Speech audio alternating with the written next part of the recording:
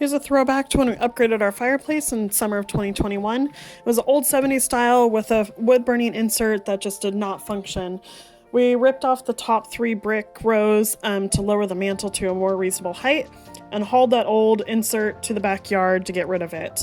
Our cat was excited to investigate the spiders inside the walls for us. We added some other framing for later steps, as well as some plywood and some framing on the bottom with tapcons into the brick with plywood so that we could install the Slate-Ish tiles later. The tip with those, because they're a dark tile, is to paint behind it a dark color as well so the seams don't show as easily. I used just a leftover can of dark blue from our garage, and it turns out really great. We got a live edge mantle from our local place called SlabHaus, used a Rubio monocoat to seal it, used some floating shelf brackets to support it, as well as some construction adhesive and corbels we got off of Etsy, because man, that thing is so heavy.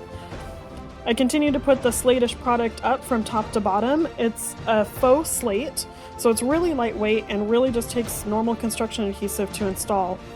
In one package, it comes in a variety of thicknesses, so you can mix it up and really get a nice texture. Comes in a ton of colors as well. Very easy to cut, very easy to glue on. Once we got the electric insert in and the corbels up, the finished look is exactly what we were hoping for.